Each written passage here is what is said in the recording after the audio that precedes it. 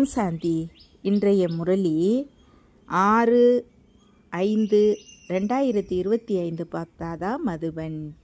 இனிமையான குழந்தைகளே, நினைவில் இருப்பதற்கான முயற்சி செய்யுங்கள். அப்போது பாவனமாகி கொண்டே செல்வீர்கள். இப்பொழுது தந்தை உங்களுக்கு படிப்பு கற்பித்து கொண்டு இருக்கின்றார். பிறகு தன் கூடவே அழைத்து செல்வார். கேள்வி: எந்த செய்தியை நீங்கள் அனைவருக்கும் கொடுக்க வேண்டும்? பதில்: இப்பொழுது வீட்டிற்கு செல்ல வேண்டும்.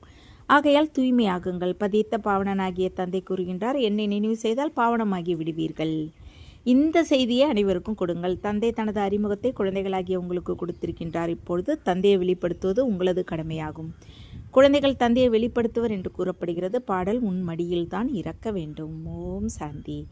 குழந்தைகள், பாட்டின் பொருளை கேட்டீர்கள். பாபா, நாங்கள் உங்களது ருத்ரமாலையில் வருவோம். இந்த பாட்டு பக்தி மார்க்கத்தில் உருவாக்கப்பட்டது. உலகில் உள்ள சடங்குகளாகிய ஜபம், தவம், பூஜை, பாட்டு போன்ற அனைத்தும் பக்தி மார்க்கத்தினுடையது. பக்தி என்றால் ராவண ராஜ்யம், ஞானம் என்றால் ராமராஜ்யம். ஞானத்தை படிப்பு என்று கூறப்படுகிறது, பக்தியை படிப்பு என்று கூறப்படுவது கிடையாது. நாம் என்ன ஆவோம் என்ற லட்சியம் அதில் கிடையாது. பக்தி என்பது படிப்பல்ல, ராஜயோகம் கற்றுக்கொள்வது படிப்பாகும். படிப்பு ஒரே இடத்தில் பள்ளிக்கூடத்தில் கற்பிக்கப்படும். பக்தியில் அலைந்து அலைந்து ஏமாற்றம் அடைகின்றனர். படிப்பு என்றால் படிப்பு தான். ஆக படிப்பை முழுமையான முறையில் படிக்க வேண்டும். நாம் மாணவர்கள் என்பதை குழந்தைகள் அறிவீர்கள். பலர் தங்களை மாணவன் என்று புரிந்து கொள்வது கிடையாது. ஏனென்றில் படிப்பது கிடையாது. தந்தையும் தந்தை என்று புரிந்து கொள்ளவில்லை. சிவபாபாவையும் சத்கதி கொடுக்கும் வள்ளல் என்று புரிந்து கொள்வது கிடையாது. புத்தியில் எதுவும் அமர்வதும் கிடையாது.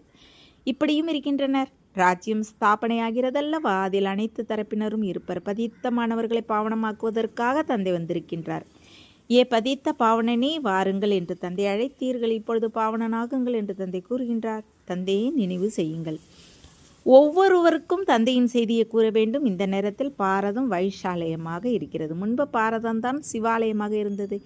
இப்பொழுது 2 கிரீடங்களும் கிடையாது. இதையும் குழந்தைகளாகிய நீங்கள் மட்டுமே அறிவீர்கள். இப்பொழுது பதித்த பாவனனாகிய தந்தை கூறுகின்றார், என்னை நினைவு செய்தால் நீங்கள் பதித்ததிலிருந்து பாவனமாகி விடுவீர்கள். நினைவில்தான் முயற்சி இருக்கிறது. மிக சிலர் மட்டுமே நினைவில் இருக்கின்றனர். மிக சிலருக்குத்தான் பக்தமாலை உருவாக்கப்பட்டிருக்கிறது அல்லவா.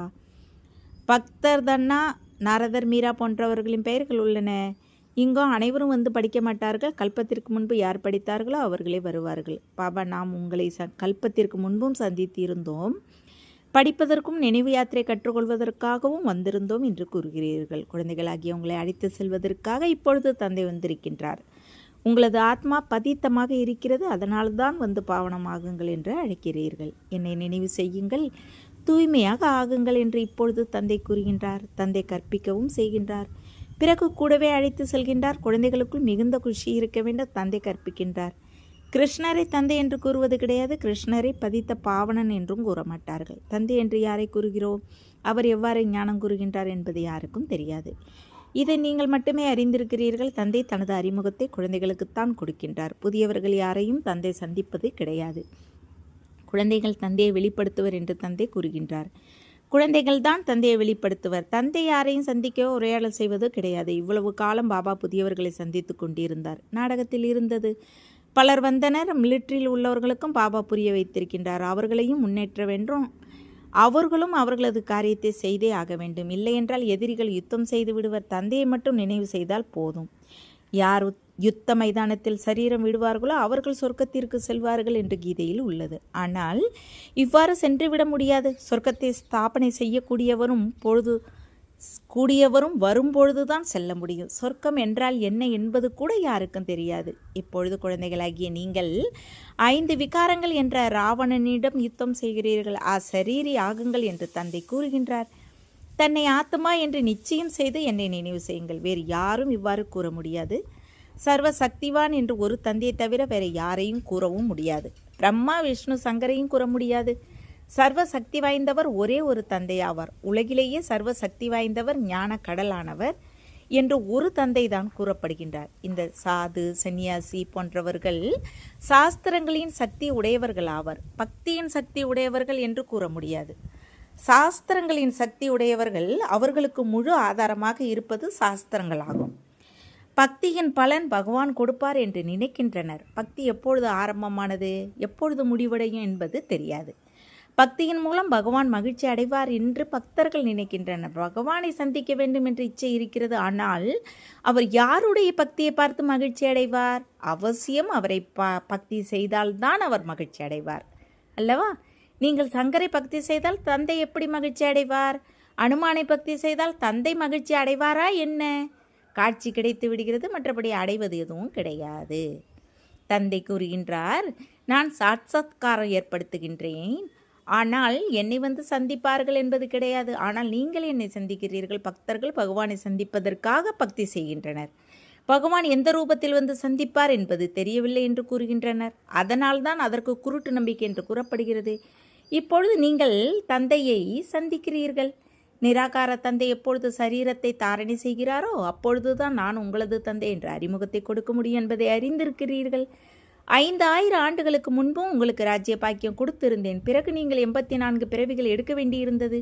இந்த சிருஷ்டி சக்கரம் சுற்றி கொண்டே இருக்கிறது. தாப்பருக்கு பிறகு தான் மற்ற தர்மங்கள் வருகின்றன. வந்து அவரவர்கள் தர்மத்தை ஸ்தாபனை செய்கின்றன. இதில் எதுவும் உயர்ந்ததும் கிடையாது, யாரும் உயர்ந்தவர்களும் கிடையாது. எப்பொழுது தந்தை வந்து பிரவேசம் செய்கிறாரோ அப்பொழுதுதான் பிரம்மாவிற்கும் புகழ் கிடைக்கிறது. இல்லையெனில் இவர் தொழில் செய்து கொண்டு இருந்தார், இவருக்கும் என்னிடத்தில் பகவான் வருவார் என்பது தெரியாது.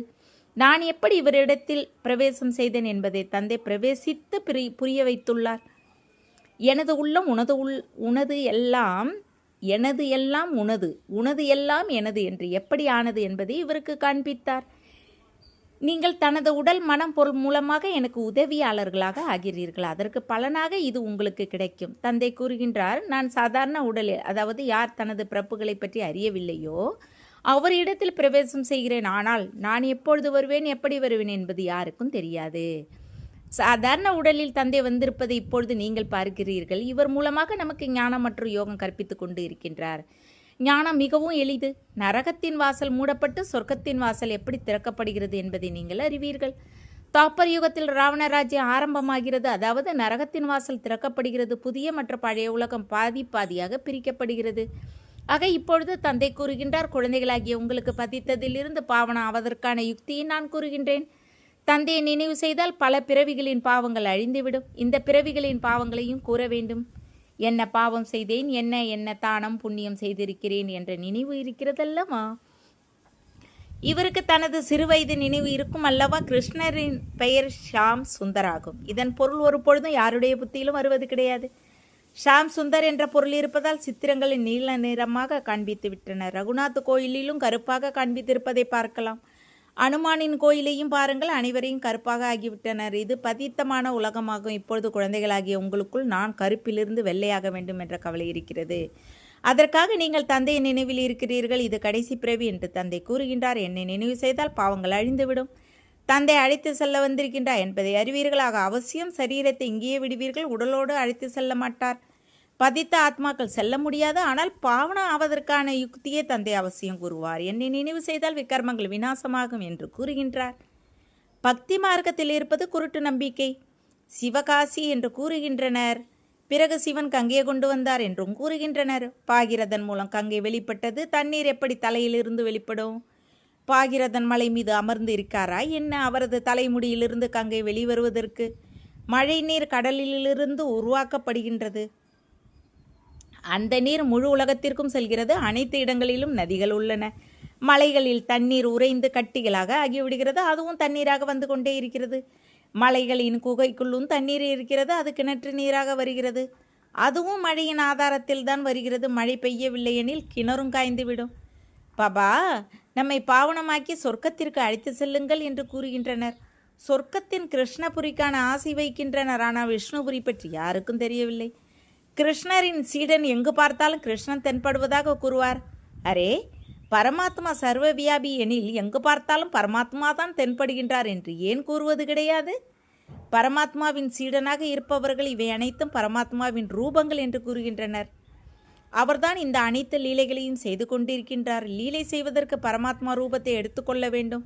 ஆக இப்பொழுது அவசியம் லீலை செய்வார் அல்லவா? பரமாத்மாவின் உலகமாகிய சொர்க்கத்தை பாருங்கள். அங்கு அசுத்தத்திற்கான விஷயம் எதுவும் கிடையாது. இங்கு அசுத்தமோ அசுத்தம்தான் இருக்கிறது.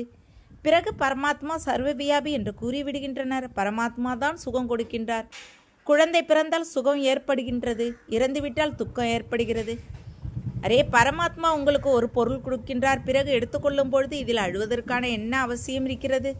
சத்தியுகத்தில் அழுவது போன்ற துக்கம் எதுவும் கிடையாது. மோகத்தை வென்ற அரசரின் உதாரணம் காண்பித்திருக்கின்றனர். இவை அனைத்தும் பொய்யான உதாரணங்களாகும். அதில் எந்த சாரமும் கிடையாது. சத்தியுகத்தில் ரிஷி முனிவர்கள் கிடையாது. மேலும் இங்கும் இப்படிப்பட்ட விஷயங்கள் இருக்க முடியாது. இவ்வாறு மோகத்தை வென்ற ராஜா யாரும் கிடையாது. பகவானின் மகா வாக்கியம். யாதவர்கள், கௌரவர்கள், பாண்டவர்கள் என்ன செய்துவிட்டு சென்றனர்? உங்களது யோகா தந்தையிடத்தில் இருக்கிறது. குழந்தைகளாகி உங்கள் மூலமாக நான் பாரதத்தை சொர்க்கமாக ஆக்குகின்றேன் என்று தந்தை கூறுகின்றார். இப்பொழுது யார் தூய்மையாக ஆகிறார்களோ அவர்கள் தூய்மையான உலகத்திற்கு எஜமானர்களாக ஆவார்கள். யாரை சந்தித்தாலும் அவர்களுக்கு இதை கூறுங்கள், என்னை நினைவு செய்யுங்கள் என்று பகவான் கூறுகின்றார். என் மீது அன்பு செலுத்துங்கள், வேறு யாரையும் நினைவு செய்யாதீர்கள். இதுதான் கலப்படமற்ற நினைவாகும். இங்கு யாரும் அபிஷேகம் செய்ய வேண்டியதில்லை. பக்தி மார்க்கத்தில் தான் இது போன்ற காரியங்கள் செய்வர். நினைவு செய்தனரல்லவா? குருக்களும் கூறுகின்றனர், என்னை நினைவு செய்யுங்கள், உங்களது கணவன்மார்களை நினைக்காதீர்கள். குழந்தைகளாகிய உங்களுக்கு எவ்வளவு விஷயங்களை புரிய வைக்கின்றார். மூல விஷயம் அனைவருக்கும் செய்தி கொடுங்கள், என்னை நினைவு செய்யுங்கள் என்று பாபா கூறுகின்றார். பாபா என்றால் பகவான். பகவான் நிராகாரராக இருக்கிறார். கிருஷ்ணரை அனைவரும் பகவான் என்று கூற மாட்டார்கள்.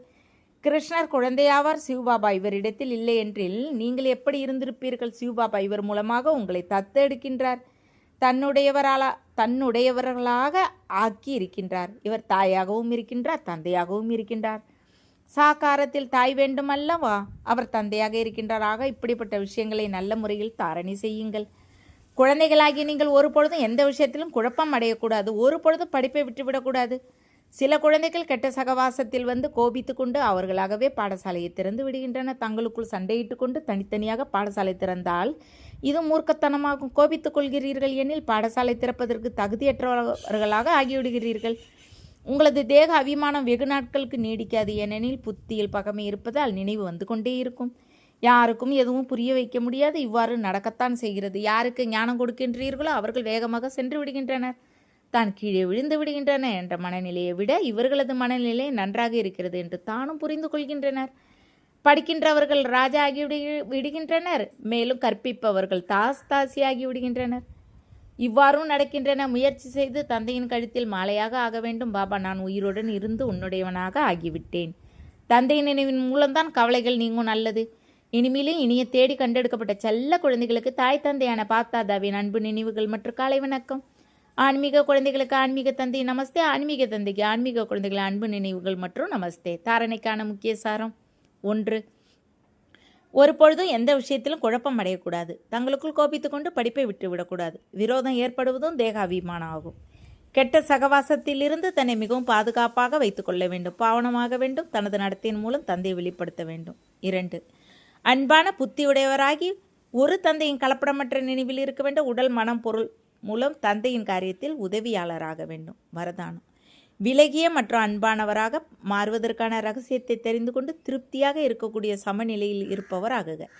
எந்த குழந்தைகள் இல்லற மார்க்கத்தில் இருந்து கொண்டு விலகிய மற்றும் அன்பு ஆனவர்களாக மாறுவதற்கான ரகசியத்தை தெரிந்திருக்கிறாரோ அவர் எப்பொழுதும் சுயத்தின் மீது திருப்தியாக இருக்கின்றார் மற்றும் குடும்பத்தையும் திருப்தியாக வைத்துக் கொள்கிறார். கூடவே உண்மையான இதயம் உடையவராக இருக்கின்ற காரணத்தால் பகவானும் அவர் மீது திருப்தியாக இருக்கின்றார். இப்படி திருப்தியாக இருக்கக்கூடிய நல்லிணக்கம் உடைய குழந்தைகளுக்கு தனக்காகவும் அல்லது பிறருக்காகவும் எவரையும் வக்கீலாக்குவதற்கான அவசியமில்லை. ஏனென்றால் அவர் தனக்கென தீர்மானத்தை தானே எடுக்கின்றார். எனவே அவருக்கு வேறு எவரையும் நீதிபதியாகவோ வக்கீலாகவோ ஆக்க வேண்டிய அவசியம் இல்லை. ஸ்லோகன்: சேவை மூலமாக ஆசீர்வாதங்கள் கிடைக்கின்றது. அந்த ஆசீர்வாதங்கள் தான் ஆரோக்கியத்திற்கான ஆதாரமாகும். அவ்யக்த சமிக்சை: ஆன்மீக ராயல் தன்மை மற்றும் பவித்திரத்தாவின் ஆளுமையை நடைமுறையில் கொண்டு வாருங்கள். எப்படி பௌத்தீக உடலில் விசேஷமாக சுவாசம் இருப்பது மிகவும் அவசியமாக உள்ளதோ, சுவாசம் இல்லையெனில் வாழ்க்கை இல்லையோ, இதே போல பிராமண வாழ்க்கையில் சுவாசம் பவித்திரத்தாகும். 21 பிறவிகளின் பிரலாப்தியின் அதாவது பாக்கியத்தின் ஆதாரம் பவித்திரத்தாகும்.